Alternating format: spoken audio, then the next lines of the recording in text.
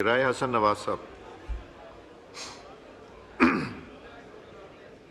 Mic खोलें। राय साहब जी, finance के कट मोशन के पर मैंने बात करनी है। तो जनाब वाला, पाकिस्तान में अगरचे हमेशा से पाकिस्तान कर्ज़ों पे ही चला है, लेकिन गुज़श्ता 3 सालों में पाकिस्तान में जो कर्ज़े लिए गए हैं 50 अरब हज़ार अरब के करीब कर्जा था 75 सालों में, और इस 3 साल रजीम में कोई 76,000 अरब कर्जा बढ़ गया है।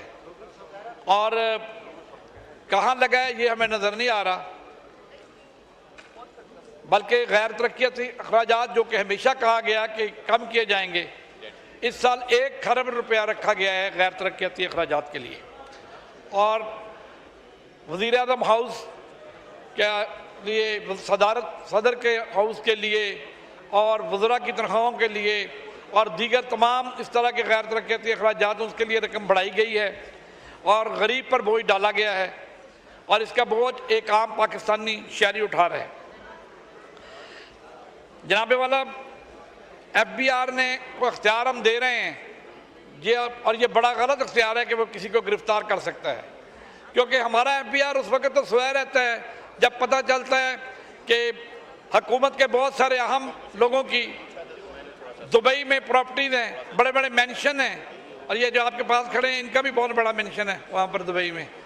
तो उस पर तो FBI के कान पर जूं नहीं रेंगती, उस वक्त तो FBI कुछ नहीं कहता, लेकिन गिरफ्तारी के लिए आम कारोबारी लोगों को गिरफ्तार करने के इख्तियार मांगे जाते हैं।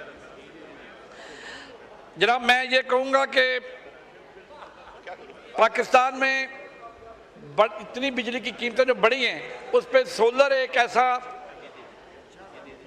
निजात का जरिया अल्लाह ताला ने हमारे लिए बनाया था, लेकिन उस पर भी टैक्स लगा दिया गया है। इन्वायरमेंट की हम बात करते हैं तो हाइब्रिड गाड़ियाँ पर भी टैक्स लगाया गया है, और इसके साथ साथ जो आम बंदा है उस पर इनडायरेक्ट टैक्सेस की भरमार है। एक आम आदमी ने अगर माचिस की डबिया भी खरीदनी हो, अपने लिए जूता भी लेना हो, अपने लिए कपड़ा भी लेना हो, तो वो टैक्स उसको देना पड़ता है। स्पीकर साहब ज़रा तवज्जो फरमाएंगे। स्पीकर साहब, आपकी तवज्जो की ज़रूरत है, इनको ज़रा फारग करें। इनका दुबई में बहुत बड़ा प्लाजा है, इनको किसी ने नहीं पूछा कि क्या कहाँ से बनाया है इन्होंने।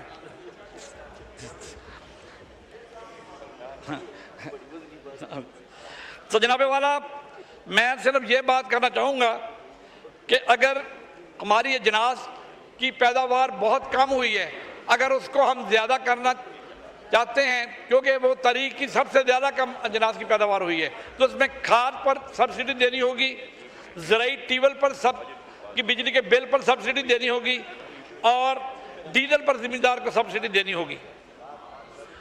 लेकिन मैं ये समझता हूँ कि ये बजट हमेशा जी, थैंक यू, ब्यूरोक्रेट्स ने बनाया है, कभी सियासतदानों को इसकी समझ ही नहीं आने दी।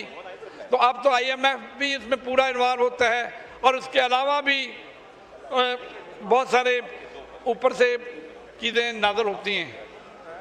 स्पीकर साहब, ये हाउस इन ऑर्डर करेंगे प्लीज़। स्पीकर साहब, आपकी तवज्जो चाह रहा हूँ। जी मैं तवज्जो कर रहा हूँ। ये हाउस को इन ऑर्डर करें सर, ये तो हाउस इन ऑर्डर है। नहीं सर, बात कितने लोग खड़े, आवाज नहीं आ रही, आप बात करें। सर, मैं आखिर में एक सिर्फ वाकया बताना चाहता हूँ, उसके लिए मैं चाह रहा हूँ कि हाउस की तवज्जो आ जाए। शहबाज शरीफ साहब को पता चला कि सदर साहब उनसे नाराज हैं। अली भाई, ये सुनना, अली सुनना जरा। अली सरफराज साहब क्यों डिस्टर्ब कर रहे हैं आप उनको? जी जी, शहबाज शरीफ साहब को पता चला कि जरदारी साहब उनसे नाराज हैं, वो भागे भागे सदर पहुंचे कि साईं सुना है आप मुझसे नाराज हैं। उन्होंने कहा मैं बिल्कुल नाराज हूं, क्योंकि तुमने हमारे बंदों को पूछा नहीं, हमारी पार्टी को बजट बनाते वक्त बिल्कुल नहीं पूछा। तो शहबाज शरीफ ने कहा साईं कसम ले लेकर मुझसे किसी ने पूछा हो। तो मेरे आपको कैसे पता कि जरदारी साहब, मीडिया में खबरें चल रही हैं, और इस पर जरदारी साहब ने क्या लगाया, और उन्होंने कहा अगर ये बात है तो चलो ठीक है, फिर पुरानी तनख्वाह में काम करते रहते हैं, बजट मंजूर। उस मीटिंग में तो मैं भी था, तो बल्कि शुक्रिया कर रहे थे कि बड़ी अच्छी कोऑर्डिनेशन हुई।